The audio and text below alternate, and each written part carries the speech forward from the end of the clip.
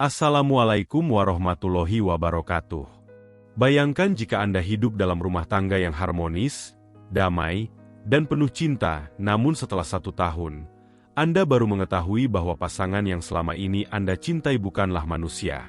Ustadz Rahmat mengalaminya. Ia menikahi seorang wanita yang ia temukan tersesat di hutan. Baik hati, sopan, dan anggun, namun ternyata ia adalah ratu makhluk gaib yang menyamar demi bisa hidup sebagai manusia. Simak kisah ini sampai akhir, karena setiap detiknya akan membawa Anda pada misteri, cinta sejati, dan ujian keimanan yang luar biasa. Mari kita mulai ceritanya. Desa Rawasari adalah desa kecil yang tenang, dikelilingi hutan dan sungai yang tak pernah kering airnya. Di sanalah Ustadz Rahmat tinggal, seorang pria muda sederhana yang dikenal karena kelembutan hatinya dan ilmunya yang menenangkan. Warga desa sangat menghormatinya, bukan karena dia seorang ustadz terkenal, melainkan karena sikap rendah hatinya yang tak berubah meski banyak yang mengaguminya. Rahmat tinggal sendirian di rumah panggung warisan ayahnya. Sehari-hari ia mengajar anak-anak mengaji, memimpin sholat di surau, serta menjadi tempat curhat warga jika ada masalah rumah tangga. Banyak ibu-ibu diam-diam ingin menjodohkan putri mereka dengan Rahmat. Namun, ia selalu tersenyum halus dan berkata, "Belum saatnya." Suatu malam, Rahmat pulang agak larut setelah membantu warga yang sedang mengadakan tahlilan. Ia melewati jalur kecil yang membelah hutan bambu, biasa ia lewati sejak kecil. Tapi malam itu terasa berbeda, hening, sepi, dan ada hawa yang membuat bulu kuduk berdiri. Di tengah jalan yang hanya diterangi lampu senter, terdengar suara tangisan. Bukan tangisan keras, tapi lirih. Seperti tangis perempuan yang tak ingin ditemukan.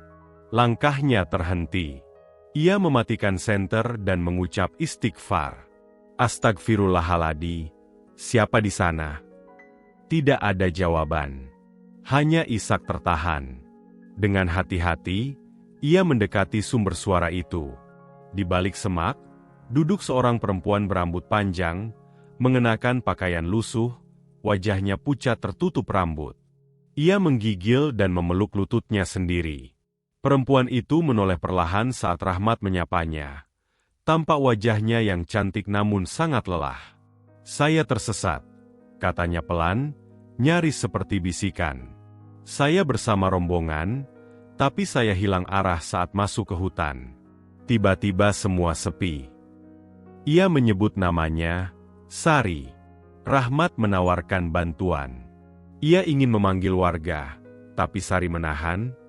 "Jangan, saya takut mereka menganggap saya orang aneh." Akhirnya Rahmat memutuskan untuk membawa Sari ke rumah ibu angkatnya, Maknah, seorang janda tua yang dikenal suka menolong. Maknah menerima Sari dengan tangan terbuka. "Perempuan malang," gumamnya sambil mengelus kepala Sari. Malam itu, Rahmat tak bisa tidur. Kata-kata Sari, ekspresi wajahnya, dan caranya memandang langit seolah bukan dari dunia ini, semuanya membuat hatinya bergetar aneh. Keesokan harinya, warga desa mulai bertanya-tanya siapa gerangan gadis yang tiba-tiba tinggal di rumah Maknah. Tapi Rahmat hanya menjawab pendek, "Perempuan yang tersesat. Kita bantu dulu." Sejak itu, Sari mulai hidup di desa kecil itu. Ia sopan, lembut, dan sangat menghormati semua orang. Hari-hari berjalan dan warga desa mulai melihat sisi lain dari Sari. Ia rajin membantu Maknah, membersihkan rumah, memasak dengan rasa yang luar biasa enak, dan setiap pagi terlihat duduk di serambi membaca buku atau memandang langit pagi. Anak-anak pun suka padanya. Sari juga selalu ikut sholat berjamaah di surau. Rahmat mulai memperhatikannya diam-diam. Di antara mereka, tak banyak kata-kata yang diucapkan, tapi tatapan mata mereka sering bertemu, lama, dalam, dan diam-diam membuat hati berdetak tak beraturan. "Ustadz, perempuan itu sangat santun ya," komentar beberapa ibu-ibu usai pengajian. "Cantik pula, cocok jadi istri antum," tambah yang lain sambil tertawa kecil. Rahmat hanya tersenyum menunduk. Tapi di dalam hatinya, Ada gejolak yang belum pernah ia rasakan sebelumnya. Sari pun terlihat mulai nyaman di desa. Ia tak pernah bicara banyak soal masa lalunya. Jika ditanya, ia hanya tersenyum. "Mungkin saya ditakdirkan untuk tinggal di sini," jawabnya suatu sore saat Rahmat mengantar makanan. Suatu hari, Mak Nah datang menemui Rahmat di surau. "Nak, kau tahu, Sari sudah seperti anak sendiri. Tapi dia butuh status." Banyak yang mulai bertanya-tanya. Rahmat terdiam. Dalam hatinya, ia tahu bahwa ia sudah jatuh hati, tapi rasa tanggung jawab membuatnya ragu. Namun malam itu, ia melakukan sholat istikharah. Dan pagi harinya, hatinya mantap. Ia datang ke rumah Mak Nah dan berkata, "Saya ingin melamarnya." Sari yang mendengarnya hanya bisa menangis. "Saya tidak punya siapa-siapa. Tapi jika engkau ikhlas, aku siap," jawabnya sambil menggenggam tangan Mak Nah. Pernikahan mereka berlangsung sangat sederhana. Di surau kecil, hanya disaksikan warga desa dan beberapa orang tua yang dituakan. Tak ada pesta, tak ada keramaian. Tapi air mata Sari saat ijab kabul diucapkan menunjukkan bahwa cintanya tulus. "Mulai sekarang, engkau milikku dalam ridha Allah," bisik Rahmat di telinganya. Sari mengangguk, "Dan aku adalah milikmu, seutuhnya." Sejak pernikahan itu, hidup Rahmat berubah menjadi lebih hangat dan damai. Setiap pagi, Sari membangunkannya dengan senyum dan segelas teh. Ia tidak hanya menjadi istri, tapi juga sahabat dan penyejuk hati. Di surau, warga melihat perubahan di wajah Rahmat. Lebih tenang, lebih berseri. Mereka sering terlihat berdua, berjalan di jalan setapak desa, berbincang pelan, saling tertawa meski hanya dengan candaan sederhana. Banyak yang iri dengan keharmonisan mereka. Sari, yang dianggap sebagai pendatang misterius, kini menjadi kebanggaan warga desa. Namun, di balik itu semua, Rahmat mulai menyadari sesuatu yang aneh. Sari tak pernah mau mandi di sumur atau sungai tempat warga biasa mencuci. Ia lebih memilih mandi di kolam tua di belakang rumah yang sudah lama tak dipakai. Awalnya Rahmat tak mempermasalahkan. Tapi ketika suatu malam Sari tidak kembali ke rumah hingga hampir tengah malam, dan kolam itu terlihat berkabut, ia mulai bertanya dalam hati, siapa sebenarnya wanita yang kini menjadi istriku ini? Minggu demi minggu berlalu, dan Rahmat mulai melihat hal-hal yang tak bisa dijelaskan oleh logika. Sari, istrinya, tak pernah mau makan daging. Bahkan ketika ada acara kenduri, ia selalu menolak dengan halus. "Maaf, aku tidak terbiasa," katanya sambil tersenyum. Tapi Rahmat tahu, ada lebih dari sekadar selera makanan. Setiap malam Jumat, Sari selalu mengurung diri di kamar, menyalakan dupa yang ia sebut sebagai pengharum alami. Bau harum itu aneh, seperti perpaduan melati dan tanah basah. Pernah suatu malam Rahmat membuka pintu diam-diam, dan melihat Sari duduk bersila dengan mata tertutup. Bibirnya komat-kamit membaca sesuatu yang bukan ayat Al-Quran. "Apakah kau sedang zikir?" tanya Rahmat keesokan harinya. Sari hanya tersenyum. "Setiap orang punya cara mendekatkan diri pada Tuhannya, bukan?" jawabnya tenang. Rahmat ingin bertanya lebih jauh, tapi hatinya seperti diikat. Ada rasa takut yang tidak bisa ia jelaskan. Semakin hari, air di kolam belakang semakin jernih. Anehnya, setiap pagi terlihat seperti baru dibersihkan, padahal tidak pernah ada yang merawatnya. Beberapa warga sempat berkata, kolam itu dulunya tempat orang bertapa. Hati-hati saja. Rahmat tak bisa lagi menyembunyikan kegelisahannya. Ia mencoba berpikir rasional. Mungkin Sari hanya punya kebiasaan berbeda. Tapi setiap malam mimpi-mimpinya seperti menyampaikan pesan. Ia melihat buaya putih besar berdiri diam di tepi kolam. Menatapnya seolah ingin menyampaikan sesuatu. "Siapa engkau sebenarnya?" tanya Rahmat dalam mimpi itu, tapi buaya itu hanya memandang. Matanya bersinar hijau lembut. Saat ia bangun, Keringat dingin membasahi tubuhnya. Mimpi itu datang hampir setiap malam. Dan anehnya, tubuh Sari selalu terasa dingin saat ia sentuh di malam hari. Rahmat mencoba curhat pada Mak Nah. "Mak, saya takut.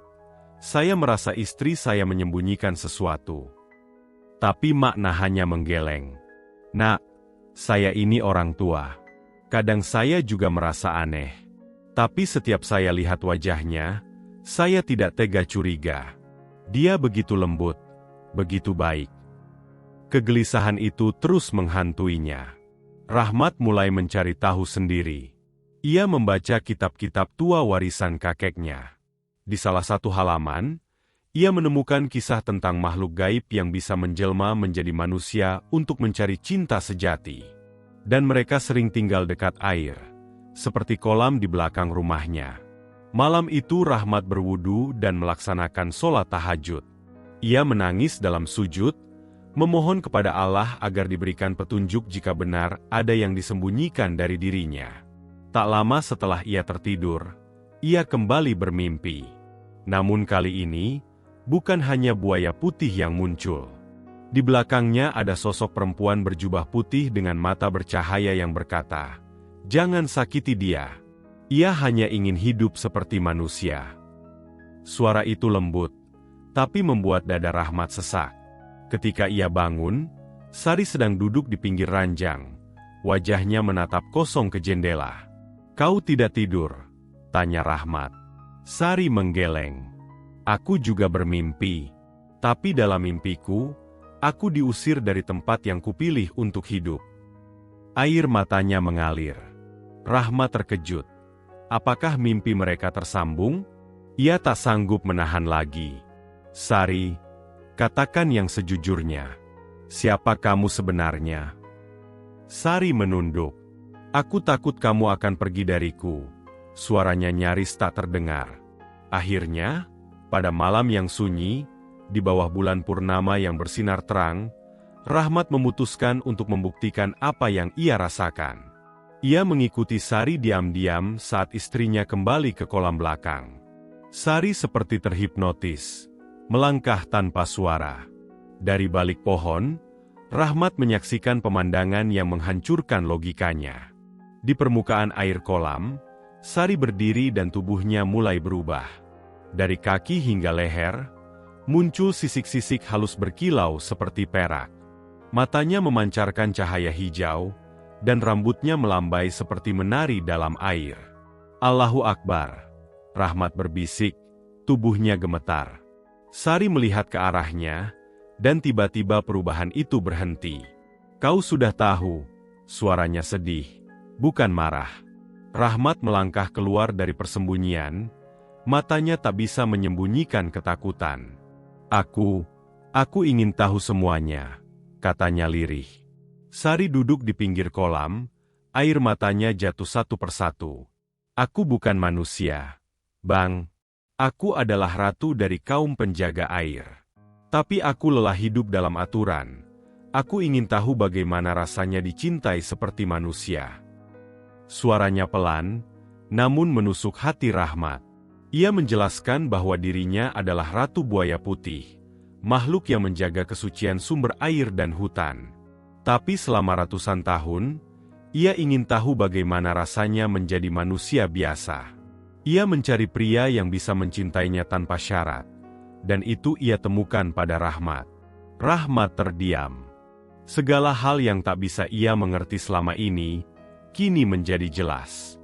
Tapi hatinya hancur.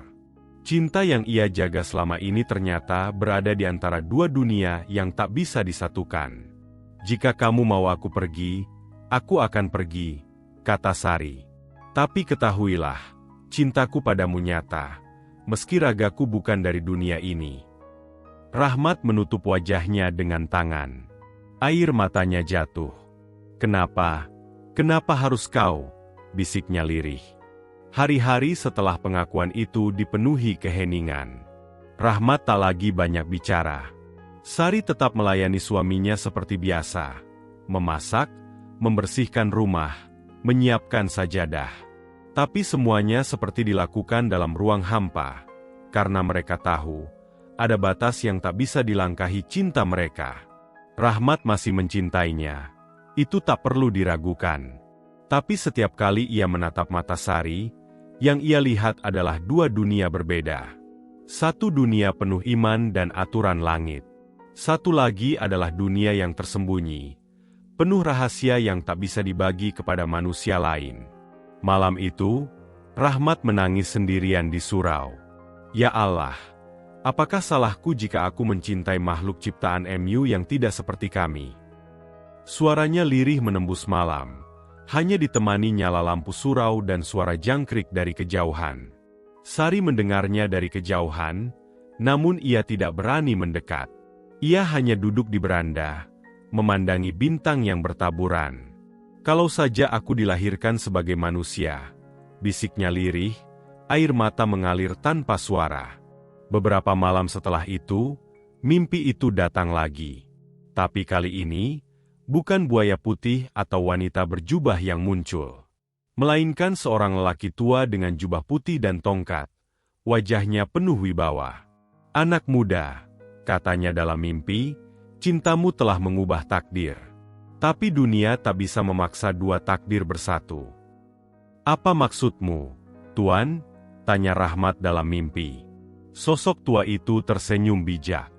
Ia harus kembali. Jika tidak, batas antara dunia kalian akan rusak. Akan ada bencana. Setelah berkata demikian, lelaki itu menghilang, dan Rahmat terbangun dengan napas memburu. Pagi harinya, ia melihat kolam belakang mulai menghitam. Air yang biasanya jernih dan tenang kini tampak beriak dan kelam. Ada suara gemuruh dari dasar kolam, seperti peringatan alam. Sari yang melihat itu hanya terdiam, lalu berkata lirih, "Waktuku sudah habis." Sore itu, Rahmat mengajak Sari duduk berdua di tepi kolam. Tidak ada kalimat panjang, tidak ada kemarahan, hanya sepi dan luka yang tidak perlu dijelaskan. "Aku mencintaimu, lebih dari yang bisa kamu bayangkan," kata Rahmat. Sari memegang tangannya erat. "Dan aku akan selalu mencintaimu, meski tak bisa tinggal di dunia yang sama."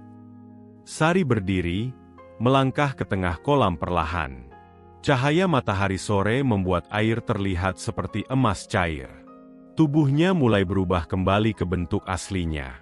Tapi kali ini, tidak ada rasa takut. Rahmat hanya bisa berdoa dalam hati, "Ya Allah, jagalah dia dalam dunia MU yang lain." Sebelum sepenuhnya menghilang ke dalam air, Sari menoleh sekali lagi. Senyumnya lembut, seperti angin sore yang menyentuh kulit dengan pelan. "Terima kasih telah membuatku merasa hidup, meski hanya sebentar." Air kolam tenang kembali. Tidak ada riak. Tidak ada buih. Hanya keheningan dan cinta yang menggantung di udara. Beberapa minggu setelah kepergian Sari, Rahmat kembali menjalankan tugasnya sebagai ustadz. Ia mengajar anak-anak, memimpin sholat, dan menyapa warga dengan senyum tipis. Tapi semua orang tahu, ada bagian dari dirinya yang hilang, tak bisa digantikan. Makna sering melihat Rahmat termenung di serambi surau. Sesekali ia mengusap air matanya yang jatuh diam-diam. Tapi ia tak pernah mengeluh. "Dia hanya lewat dalam hidupku, tapi meninggalkan pelajaran yang akan aku bawa sampai mati." Kolam di belakang rumah kini ditutup pagar bambu. Rahmat tidak pernah mendekatinya lagi. Tapi setiap malam Jumat, masih tercium bau melati dan tanah basah. Seolah Sari masih datang, bukan untuk tinggal, tapi hanya sekadar singgah, mengucapkan salam pada cinta yang pernah ia miliki. Kisah ini bukan sekadar cerita tentang pertemuan dua makhluk dari dunia yang berbeda. Ini adalah kisah tentang ikhlas, tentang menerima bahwa tidak semua cinta harus memiliki akhir bahagia. Terkadang, cinta sejati adalah ketika kau melepas seseorang, demi keselamatannya, meski hatimu hancur berkeping. Rahmat tidak pernah menikah lagi. Tapi ia tidak pernah kesepian, karena cinta yang pernah hadir telah mengisi ruang kosong di hatinya selamanya. Ia percaya, Sari pun bahagia di dunianya, menjaga kolam-kolam, menjaga doa-doa yang pernah mereka ucapkan bersama. Dan setiap malam, saat bulan purnama bersinar penuh, Rahmat berdiri di bawah pohon besar di samping kolam. Ia memandang langit dan berbisik, "Aku tidak menyesal bertemu denganmu. Terima kasih, wahai cinta dari dunia yang lain." Terima kasih sudah menonton kisah penuh makna ini sampai akhir. Jika kisah ini menyentuh hati Anda, bantu kami menyebarkan pesan cinta dan keikhlasan ini dengan cara like, komentar, dan subscribe channel ini. Aktifkan juga lonceng notifikasinya agar tidak ketinggalan cerita penuh hikmah berikutnya.